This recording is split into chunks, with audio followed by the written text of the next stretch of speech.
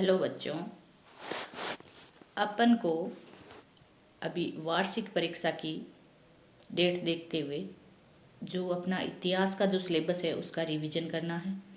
और रिवीजन के लिए अपन को जो भी अध्याय अपने सिलेबस में हैं उनका बड़े बड़े रूप में एक बार रिवीजन करना है।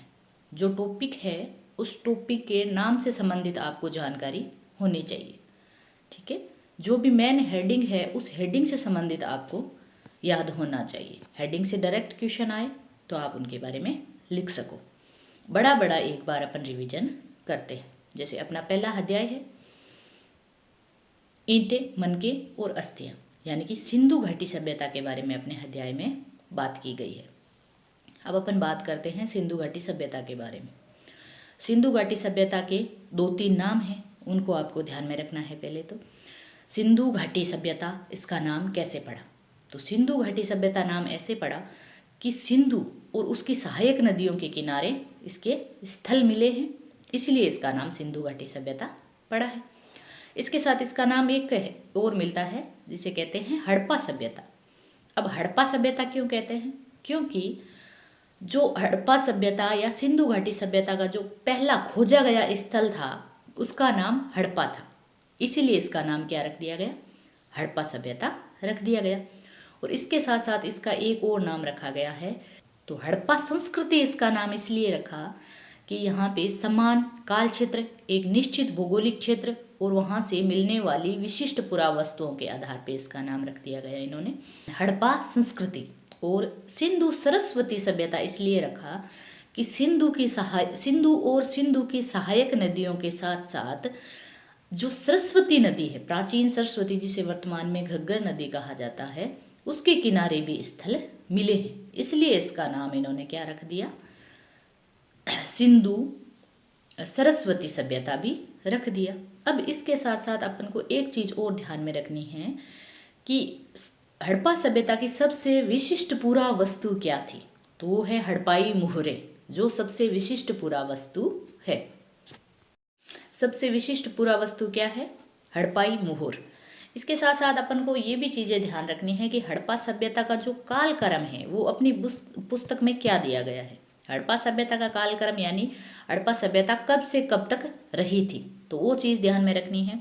वो है अपना 2600 ईसा पूर्व से 1900 ईसा पूर्व के बीच में ये जो सभ्यता थी वो फली फूली और विकसित हुई, तो ये भी आपको ध्यान में रखना है।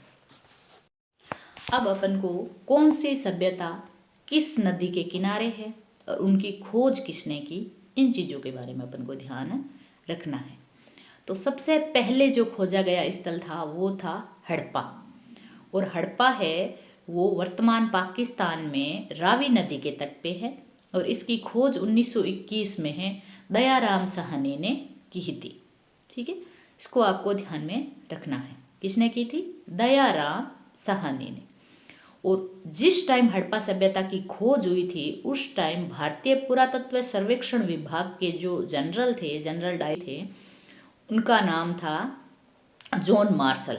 ये भी आपको ध्यान में रखना है। भारतीय पुरातत्व सर्वेक्षण विभाग के जो स्थापना करता है उनका नाम था अलेक्जेंडर कनिंघम। उन्होंने 1853 में इसकी स्थापना की थी। फिर अगर ये क्वेश्चन आ जाए कि जो है अपना भारतीय पुरातत्व सर्वेक्षण विभाग की पुनर्स्थापना किसने की थी, तो उसमें जॉन मार्शल का नाम आएगा। हड़प्पा सभ्यता की खुदाई के समय या हड़प्पा सभ्यता का जो प्रथम स्थल खोजा गया था, हड़प्पा सभ्यता की खोज के समय जो भारतीय पुरातत्व सर्वेक्षण विभाग है उसके जनरल कौन थे या निदेशक कौन थे, जनरल डायरेक्टर कौन थे, तो उसमें नाम आता है जॉन मार्शल का। ठीक है, ये आपको ध्यान में रखना है। दयाराम साहनी है वो हड़प्पा सभ्यता, जो हड़प्पा नामक स्थल है उसकी खोज करते हैं। कब करते हैं? 1921 में। फिर उसके बाद दूसरा जो खोजा गया स्थल है वो है मोहनजोदड़ो। मोहनजोदड़ो की खोज 1922 में होती है, और करते कौन है?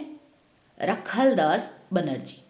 1922 में रखलदास बनर्जी करते हैं। ये भी पाकिस्तान में ही है और सिंधु नदी के तट पे है। मोहनजोदड़ो सिंधु नदी के तट पे है और अपना जो है हड़प्पा है वो रावी नदी के तट पे है। ये दोनों चीज़ें आपको ध्यान में रखनी है, क्योंकि ये दोनों ही आपके जो लेसन है उसमें ज़्यादा बड़े बड़े लेवल पे इन दोनों का वर्णन किया गया है। ठीक है, उसके बाद चनूदड़ो का नाम आता है। चनूदड़ो, धोलावीरा है, अपनी कालीबंगा है जो कि गंगा नदी के किनारे हैं। चनूदड़ो है वो भी सिंधु नदी के किनारे है। धोलावीरा है जो गुजरात में है। लोथल है, नागपुर है, रंगपुर, नागेश्वर है, रंगपुर है, सूरतकांगेडोर है। ये सारी चीज़ें, आमरी, बालाकोट, राखीगढ़ी, बनावली, मिठाथल, मांडा, ये सारे के सारे स्थल है वो कहाँ पे है, किस राज्य में है और किस नदी के किनारे हैं, ऐसे क्वेश्चन आते हैं। डायरेक्टर जो भी थे, हड़प्पा सभ्यता का अपन ने पढ़ा। सबसे उत्तरी स्थल है वो मांडा है, सबसे दक्षिणी है वो देमाबाद है, सबसे पूर्वी है वो आलमगीरपुर है और सबसे पश्चिमी है वो है सूरतकांगेडोर। इन चीज़ों को आपके ध्यान में रखना है। अब अपन को सिंधु घाटी सभ्यता में कौन सा स्थल, जो कौन सी चीज़ है वो कहाँ से मिली है उसके बारे में पढ़ना है। जैसे इस संस्कृति में जो है उसका आरंभ कैसे हुआ, ठीक है, जो मृदभांड शैली थी उसके बारे में अपन को जानना है कि यहाँ पे कौन से मृदभांड अपन को मिले हैं, निर्वहन के तरीके क्या थे, यानी ये कृषि करते थे कि नहीं करते थे, पशुपालन करते थे कि नहीं करते थे, कृषि प्रौद्योगिकी क्या थी, इनके बारे में अपन को जानना है। हड़प्पा सभ्यता से क्या क्या मिला है, देखो, जीवन निर्वाह के जो तरीके थे उनके अंदर क्या है, पेड़ पौधों से प्राप्त उत्पाद का वो यूज करते थे। इसके साथ वो भोजन में मछली का भी उपयोग करते थे। जो पुरातत्वविज्ञ हैं उन्होंने बताया है कि हड़प्पा सभ्यता से गेहूं, जौ, दाल, सफ़ेद चना, इनके जो है और तिल, इन सब के इनको अवशेष मिले हैं। गुजरात जो है वहाँ से उनको बाजरे के दाने भी मिले हैं। चावल के दाने भी अपेक्षाकृत यहाँ पे कम पाए गए थे, लेकिन थे जरूर। और हड़प्पा सभ्यता के जो लोग थे वो जानवरों को पालते भी थे, क्योंकि वहाँ से जानवरों की हड्डियाँ मिली है। हड्डियों में कौन किन किन की मिली है, मवेशियों, भेड़, बकरी, भैंस, सूअर आदि की हड्डियाँ यहाँ पे मिली है। और जो पूरा प्राणी विज्ञान जो थे, पूरा प्राणी विज्ञान यानी जानवरों के बारे में जो अध्ययन करने वाले होते हैं वो, उन्होंने जो अध्ययन किया उसमें पाया गया है कि ये जो सभी जो जानवर थे ये पालतू थे। जंगली प्रजातियों जैसे व्रा है, जिसको क्या बोलते हैं, सूअर भी बोलते हैं, हिरण और घड़ियाल की हड्डियां भी मिली हैं। यानी पहले जो अपन ने नाम लिए थे कौन कौन से, मवेशी, भेड़, बकरी, भैंस और सूअर, वो तो कौन थे, पालतू थे। और जो जंगली प्रजातियां थी उसमें भी एक वराह और था, वराह सूअर को बोलते हैं। हिरण और घड़ियाल ये क्या थे, जंगली प्रजातियों में आते थे। अब कृषि की प्रौद्योगिकी इनकी क्या थी उसके बारे में भी अपन को पढ़ना है। तो एक तो पाकिस्तान का जो रेगिस्तानी एरिया है उसको चोलिस्तान बोलते हैं, वहाँ से, और एक हरियाणा के बनावली से क्या मिले हैं, मिट्टी के हल के प्रतिरूप मिले हैं। हल जैसा ही मिट्टी का एक खिलौना जैसा बनाया गया है प्रतिरूप, वो कहाँ कहाँ से मिले हैं, चोलिस्तान पाकिस्तान से और बनावली हरियाणा से। हरियाणा अपने भारत में है, ठीक है, वहाँ से मिले हैं। तो इससे अपन ये अनुमान लगा सकते हैं कि वो लोग हल से कृषि करते थे। और अपने जो राजस्थान में कालीबंगा है वहाँ से जुते हुए खेतों के प्रमाण मिले हैं। राजस्थान में हनुमानगढ़ जिले में कालीबंगा नामक स्थल है, वहाँ से जुते हुए खेतों के प्रमाण मिले हैं। खेतों को दो साइड से बोया गया था ग्रिड पद्धति के आधार पे।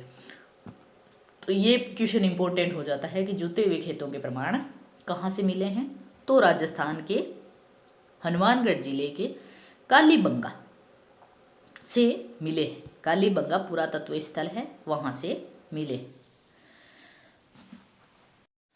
ग्रिड पद्धति का मतलब होता है कि दोनों साइड से कृषि की गई है और दोनों जो हल या जोत थे वो एक दूसरे को समकोण पे काटते थे, और यहाँ पे दो अलग अलग तरह की फसलें उगाई गई थी, एक लंबी फसल और एक छोटी फसल। जैसे अपन उदाहरण के लिए ले सकते हैं कि सरसों और चना को साथ में बो दें, तो सरसों है वो लंबी बढ़ती है और चना है वो छोटा रह जाता है। तो इस तरह की इन्होंने दो फसलें बोई थी।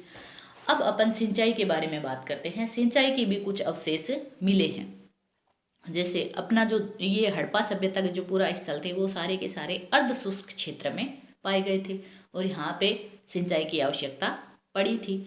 जो अफगानिस्तान में सोर्तुगई है वहाँ से नहरों के अवशेष मिले हैं। जगह का नाम क्या है? सोर्तुगई। वहाँ से नहरों के अवशेष मिले हैं, लेकिन पंजाब और सिंध से नहरों के अवशेष नहीं मिले हैं।